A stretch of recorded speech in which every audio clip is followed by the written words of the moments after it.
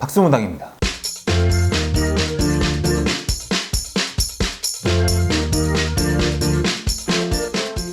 성인의 성별 정정에 부모 동의가 필수적 요건이 아니라는 법원 판단이 나왔습니다. 인천가정법원은 지난 1일 부모 동의서 제출 없이 법적 성별을 남성에서 여성으로 바꾸려는 트랜스 여성 A씨의 성별 정정을 허가했습니다.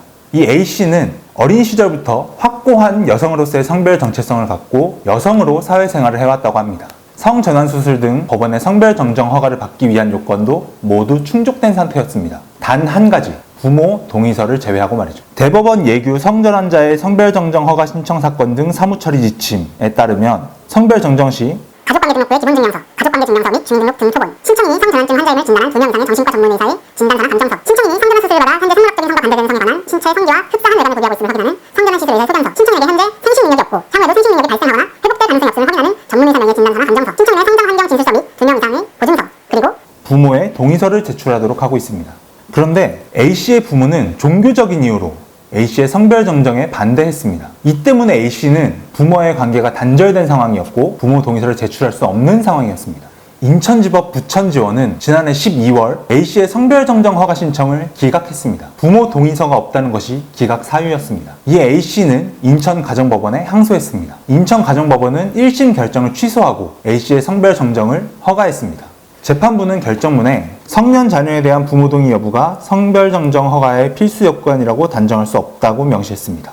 A씨가 여성의 주체성과 자아를 갖고 생활해왔고 스스로 충분히 고민하고 신중한 결정을 내렸기 때문에 부모의 동의가 없다고 하더라도 A씨의 성별 정정을 불허할 직접적 이유가 되지 않는다는 것이 재판부의 설명입니다. 공익인권 변호사 모임 희망을 만드는 법은 이 같은 결정에 논평을 내고 이번 결정은 부모의 동의 여부가 성별 정정의 필수가 아님을 구체적으로 밝혔다는 점에서 의의가 크다라고 환영의 뜻을 밝혔습니다. 지난 2006년 대법원 전원합의체가 설시한 성별 정정을 위한 요건에는 부모 동의서가 포함되어 있지 않습니다. 그런데도 구체적 근거 없이 대법원 예규에 포함했습니다. 부모 동의서 요구는 종교적, 사회적 낙인으로 부모에게마저 이해받지 못하는 트랜스젠더들에게 큰 장벽이 되었습니다. 희망을 만드는 법이 2018년 트랜스젠더 70명을 상대로 한 성별 정정 경험 조사에서는 응답자의 45.7%가 부모 동의서로 성별 정정에 어려움을 겪었다고 답했습니다. 성년의 성별 정정에 부모 동의를 요구하는 국가는 한국이 유일합니다.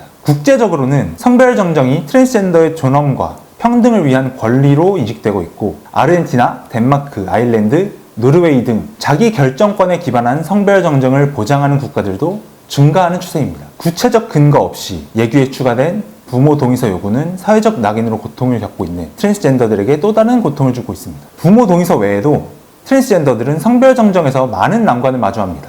가장 큰 난관은 외부 성기 형성 수술입니다. 수천만 원에 달하는 수술 비용을 감당하기 힘들 뿐더러 수술 부작용과 후유증의 위험도 크죠. 정신적, 신체적, 경제적 고통을 안고 살아가야 합니다. 또 판사가 성기 사진을 제출하라 이렇게 요구하기도 합니다. 2013년 9월 서울 남부지법은 성별 정정을 신청한 트랜스 여성에게 외부 성기 사진을 2장 이상 제출하라는 명령을 한 바 있습니다. 외부 성기 사진 제출은 대법원 예규상에도 없는 것으로 명백한 인권 침해입니다. 또 허가 여부, 허가 기간도 판사에 따라 달라집니다. 외부 성기 수술 여부, 가족의 동의 여부도 일관되게 적용되지 않고 판사의 성향에 따라 달라지는 것이죠. 2006년 대법원은 외부 성기 수술을 해야 성별 정정을 인정할 수 있다고 정했습니다. 성기를 포함한 신체 외관을 반대성으로 갖출 때 인정할 수 있다는 겁니다. 지난해 수원지법 역시 대법원 예규를 따라 성기를 포함한 신체 외관이 사회적인 성을 고려해 반대성의 목욕탕을 갈 수 있느냐, 반대성의 화장실을 갈 수 있느냐 이것을 두고 판단했다고 합니다. 반면 인천지법은